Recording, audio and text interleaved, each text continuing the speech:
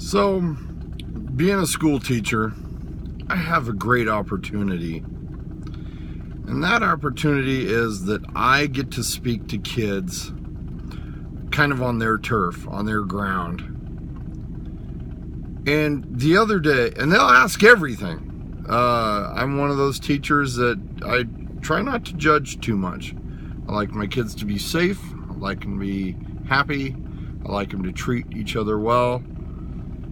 And if you follow those three parameters, there's kind of hard to do anything wrong. So the other day, I'm in one of my high school classes, and the kids say, one of the kids comes up to me and says, "Mr. Marley, do you have kids?" I said, "Yeah." "Oh, how old are they?" "Oh, they're 15 and 16, like you guys." "Oh, wow. Do you like having kids?" And I paused for a moment. And they were like, "Oh, I see how it is." I said, "No, I don't think that you understand. What I'm trying to do is relate to you what it's like to have kids, but you don't have a sense of reference of whatever I'm talking about." And so with that, they didn't understand it either. And at 49 years old, I finally have come up with a good comparison of what having kids is like. And that is, having kids is like having a car. There's no greater feeling of knowing you have to be somewhere and going out and getting to your car and turning the key, and it starts right up, and it gives you an enjoyable ride to wherever you're going, even if it's someplace you don't like to go. Kids have the ability to provide you with so much joy and so much good feelings. They make you feel loved and needed and wanted, and all these wonderful things. But with the car comes a huge responsibility. You have to maintain it. You have to pay on a very regular basis to be able to own that vehicle. Boy, the jerks are out today. Look at this guy. Wow. Nice going, dude. Hence the parable to kids. Sometimes they can be jerks to you too. But when your car doesn't work, it lets you down. And it's extremely disappointing to the point that it hurts. If you've ever walked anywhere that you've needed to be, if you've ever walked to a job interview, if you've ever walked to school, if you've ever walked to work, if you've ever walked to a doctor's appointment, if you've ever walked to anything that's a reasonable distance that can cause you some discomfort, it's problematic. You can't, we have a habit of just throwing everything in our cars and zoop, go. I want to go camping. Okay, throw all the camping gear in. I want to go scuba diving. I'm going to throw the dive gear in, the climbing gear, whatever. Kayaks on the roof. Let's go kayaking. So with this car that gives you so much freedom and so much enjoyment comes uber responsibilities. Insurance and gas and maintenance. My car has 230,000 miles on it. It makes lots of noises. I've gone four-wheeling in it, and I've banged it up some, but it's still really dependable, and I really like my car. I love my kids to death, but they're a huge responsibility. They cost money, okay? I'll say it out loud. Kids cost money. Kids are a huge responsibility. If you're the kind of person that's social and wants to go out with your friends, or you want to go to the bars or whatever, that responsibility doesn't end. Let's say you get a babysitter. Okay, you pay for that.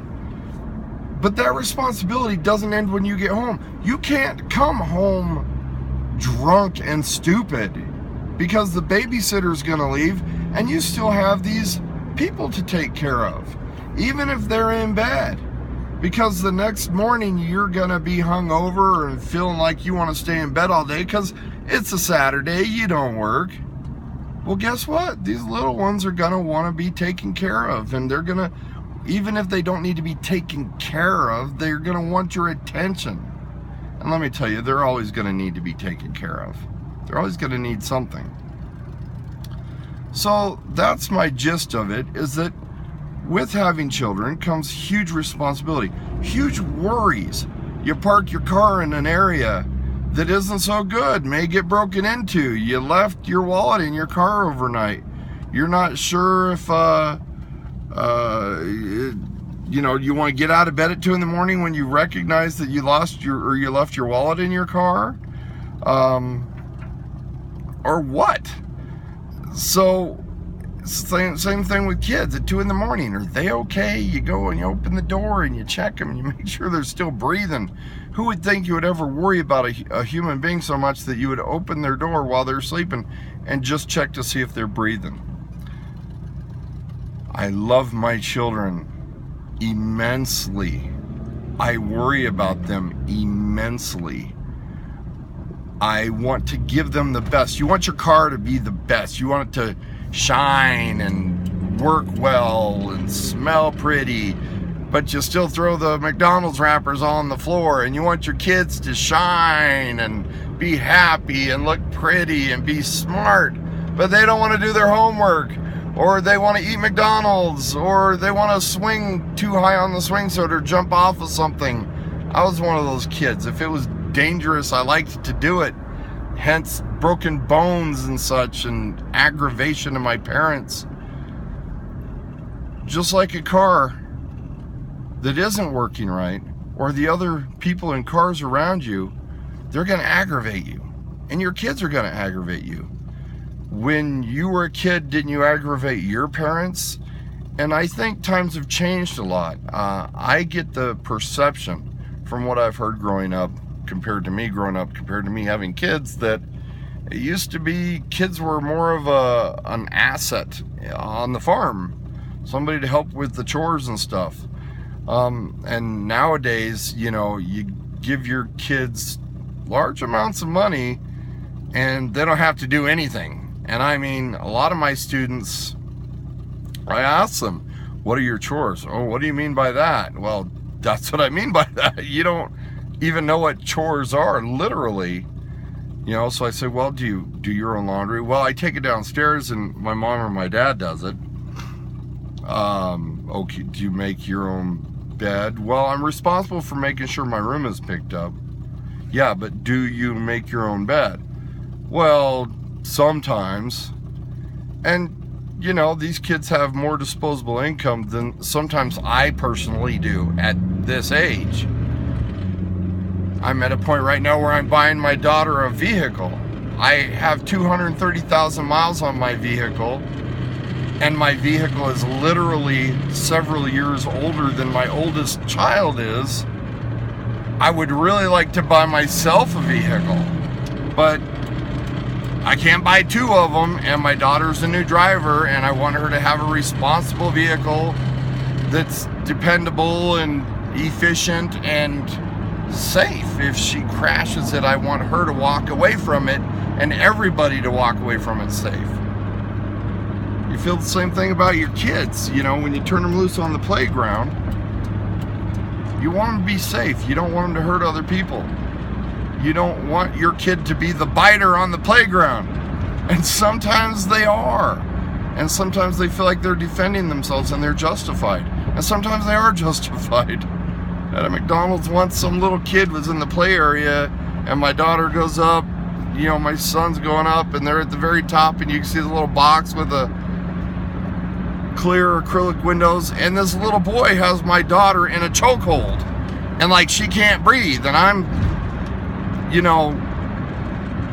my 250-pound, 5'10" self is trying to literally climb up into the play area to get to my daughter, to get this other little kid who's about a year older than her, to let go of her, So to sum it up after this long video, kids are like cars. And I don't mean that they're possessions. I mean that they have the ability to give you great joy and great sorrow. But in the meantime, keep them happy.